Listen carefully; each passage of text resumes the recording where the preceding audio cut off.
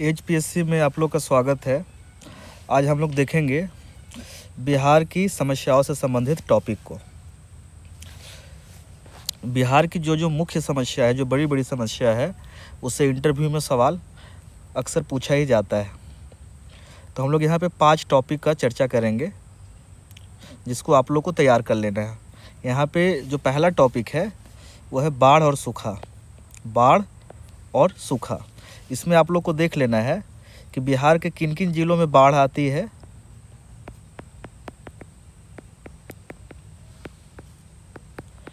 दूसरा है कि इसके पीछे कारण क्या है,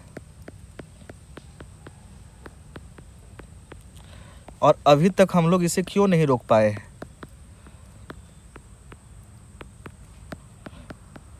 अभी तक रोकने में क्यों असफल रहे। तो आप लोग इन पॉइंट के सहारे बाढ़ और सूखा को याद कर लीजिएगा। ये अक्सर पूछा ही जाता है। दूसरा है गरीबी।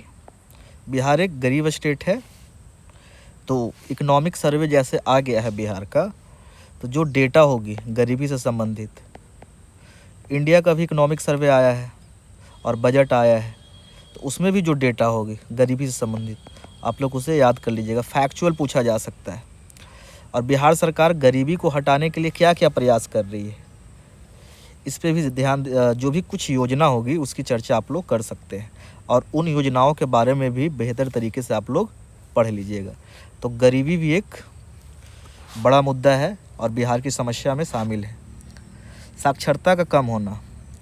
एजुकेशन सर्विस वाले जो भी बिहार एजुकेशन सर्विस रखे होंगे, मान लीजिए कि पहला पे एसडीएम है और दूसरा पे एजुकेशन सर्विस है, तो ज़्यादा देखा जा रहा है कि एसडीएम से ना पूछ के बिहार एजुकेशन सर्विस से सवाल पूछा जा रहा है। तो आप लोग बहुत अच्छे से इसको तैयार कर लीजिएगा कि बिहार में क्या क्या समस्या है शिक्षा के सामने।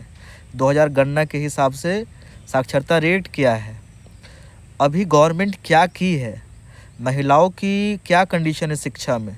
आप यदि बीएस अधिकारी बनते हैं तो आप क्या क्या काम कीजिएगा, तो साक्षरता को भी आप लोग अच्छे से कर लीजिएगा।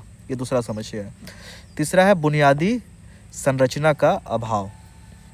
बिहार में जो इंफ्रास्ट्रक्चर है वो काफ़ी कम है। बिहार एक पिछड़ा हुआ राज्य है, तो अभी तो वैसे काम हो रहा है, नेशनल हाईवे हो, रेलवे हो, एयरपोर्ट हो, सारा निर्माण हो रहा है, लेकिन अभी भी अन्य राज्यों के मुकाबले काफ़ी कम है।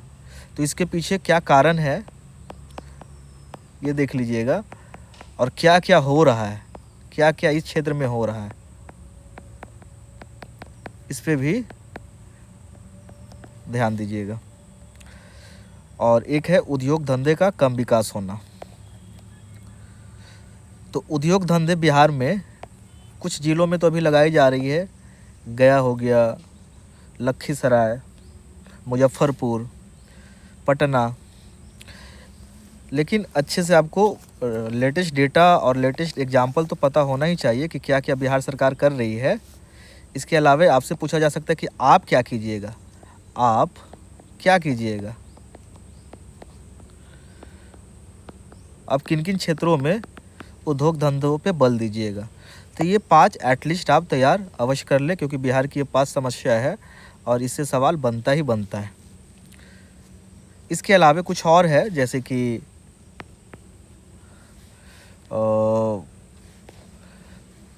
पर्यावरण का भी मुद्दा हो सकता है बिहार का, कि वन काफ़ी कम है। लेकिन ये 5 ज़्यादा अच्छे से आप लोग कर लीजिएगा। कुछ हम लोग टॉपिक देख लेते हैं। जैसे एक टॉपिक है शराबबंदी।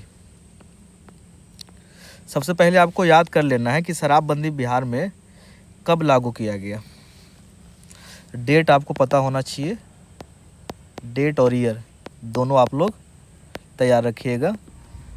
जिनका भी प्रायोरिटी में डीवाईएसपी होगा, बिहार पुलिस सेवा, उनके लिए ज़्यादा इम्पोर्टेंट हो जाता है। तो ये शराबबंदी कब लागू किया गया, डेट और ईयर के साथ में। और पूछा जा सकता है कि शराबबंदी के 5 फ़ायदा बताइए। सबसे पहला सवाल बन सकता है कि शराबबंदी के 5 फ़ायदा बताइए, क्योंकि बिहार एक गरीब स्टेट था और उसने सबसे बड़ा रेवेन्यू जनरेट करने वाला जो सेक्टर था शराब, उस पर प्रतिबंध लगा दिया। तो कुछ तो फ़ायदा सोच के ही लगाया होगा। तो आप 5 कारण बताइए। आपको बताना है कि सर अपराध दर में इससे कमी आई है। यदि डेटा पता होगा तो आप बता सकते हैं डेटा के साथ में। महिला उत्पीड़न में भी कमी आई है। परिवहन के दौरान जो भी दुर्घटना होती थी उसमें भी कमी आई। ये सब डेटा के साथ बताना है। यदि पता है तो ठीक है, नहीं तो कोई बात नहीं। लोगों द्वारा अब हेल्थ और शिक्षा पे खर्च ज़्यादा किया जा रहा है। पहले शराब में खर्च कर देते थे, अब हेल्थ और शिक्षा पे ज़्यादा वो खर्च कर रहे हैं। ग्रामीण क्षेत्रों में पहले एनीमिया की समस्या बनी रहती थी, अब उसमें भी कमी आई है। तो आपको ये 5 पॉइंट बता देना है कि अपराध दर में कमी आई है, महिला उत्पीड़न में कमी आई है, परिवहन दौरान होने वाली दुर्घटना में कमी आई है, और डेटा के साथ बताइएगा तो इसका ज़्यादा इम्पैक्ट पड़ेगा। अगला पूछा जा सकता है कि इसका कुछ नुकसान भी हुआ है क्या? तो यदि वो आपसे पूछते हैं तो आप बता सकते हैं। ज़्यादा नुकसान नहीं बताना है, क्योंकि शराबबंदी इसलिए नहीं किया गया है कि नुकसान हो। तो आपको बता देना है कि सर राजस्व का कुछ नुकसान हुआ है, पर्यटन भी प्रभावित हुई है, क्योंकि बहुत सारे जो पर्यटक होते हैं उनकी मांग होती है, डिमांड होती है। इसके अलावे जो कुछ लोग बेरोजगार भी हो गए हैं, लेकिन इस पॉइंट को ज़्यादा नहीं बोलना है। जो तत्काल शराब में शामिल थे वो बेरोजगार भी हो गए, इसको ना भी बताइएगा तो चलेगा। तो इस तरह से आपका ये भी एक बड़ा टॉपिक है। धन्यवाद।